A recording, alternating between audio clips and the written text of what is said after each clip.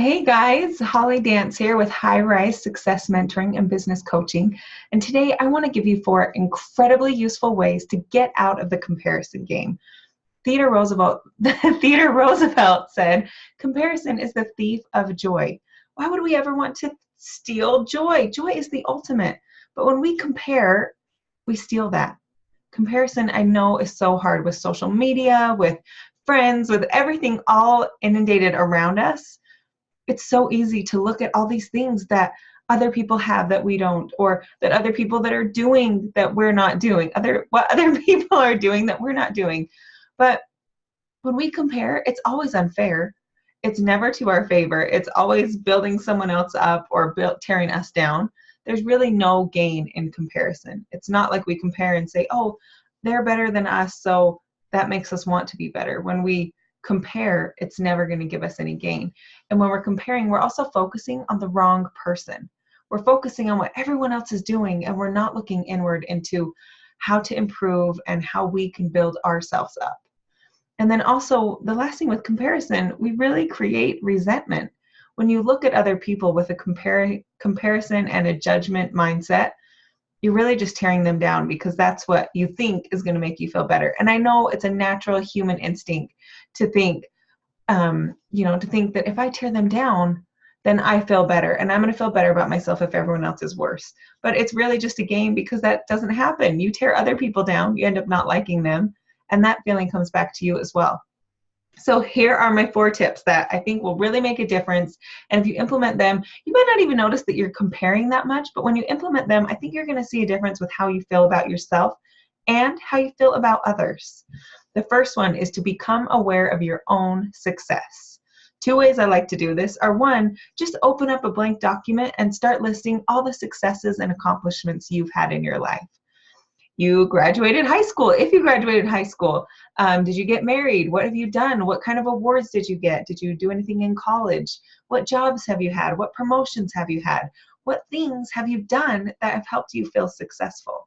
As you create this list, it might start small at first, and you might think, I don't know what I really have to put on this list.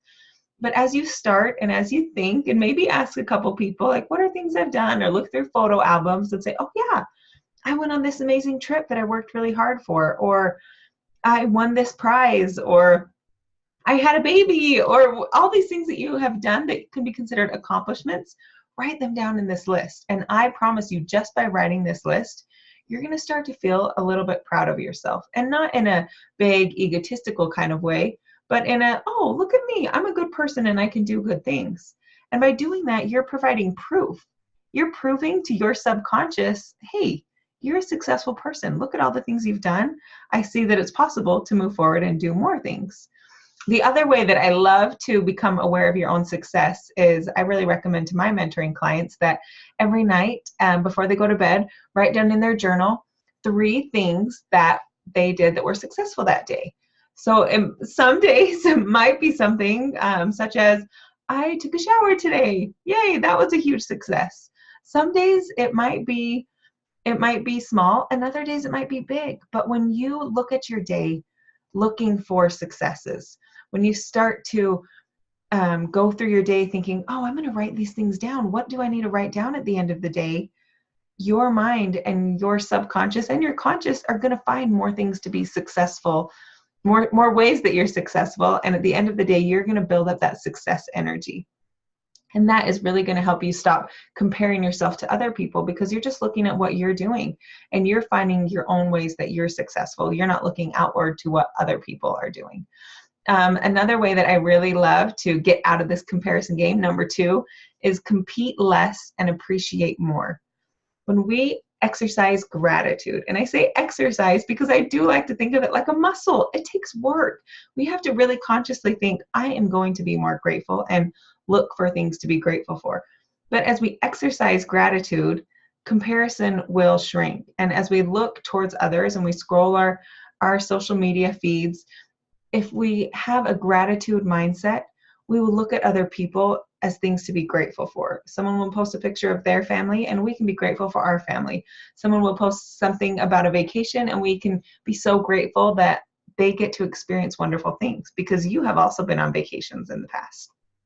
I really like that one. Just really having that attitude of gratitude makes a huge difference for me when I am looking at other people, when I'm so grateful for who they are and for their own journey. So now we're on number 3. Number 3 is a big one, just to remember that no one is perfect. We can be so hard on ourselves, but we can also be hard on others. And I know sometimes I look at people or family, and when they mess up or do something that I don't love, I'm hard on them. And I need to remind myself that no one is perfect, including me. But when other people mess up and when I mess up, cut them a little slack. We're all here. We're all here in this experience called life, and we're all learning and doing the best we can. So as you remember that no one is perfect, I think you'll be kinder to yourself. And also remember, when you see that one person that's posting amazing things and you just think, oh, they're so perfect, life is so perfect, just know they have their issues too, and be kind. They have things going on that you probably don't know about, and maybe them posting beautiful, wonderful things is an escape for them to not think about some of the negative, which really we don't want to see that. We don't want to see people posting about their divorce, their bankruptcy, their marriage problems, their family problems. It's good to see the uplifting thing, but as you just remember that no one's perfect, people are posting the highlight reel, and that's great too. We can learn from the highlight reel, but don't compare in the highlight reel. Don't compare your weaknesses and your struggles to someone else's strengths, because like we talked about before, there's really no gain from that. So look inward and look at your own success. And the 4th, which I really love, is to find inspiration, not comparison. When I see other people succeeding and doing well and going on vacations or whatever it is that they're doing, building their family, I feel inspired. I love to look at what is possible. I love to follow people that I want to be like. They're successful business people, and when I see the things that they're doing, I get excited and I get inspired, because I think, oh, if they can do that, that's probably something I can do, and how can I work up to that? And not like, oh, they're doing that, that's not fair, I'm not doing it, so I don't like them anymore. Do you see the attitude? Do you feel the attitude adjustment there? Look at what's possible and get excited and inspired by it. Don't use it as a way to tear yourself down. So number 4 is super important to me.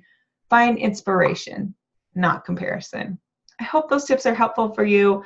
They're really helpful for me. And just remember that you're going to have to keep working at this. No one is perfect. And sometimes we get caught up in the comparison game. And I think just before the holidays is important to talk about, because that we see the best of people, and that's really great. But focus on the good, and don't focus on comparing yourself, and don't tear yourself down. Build yourself up. Believe in yourself, because I believe in you. Good job. Have a great day, and see you guys.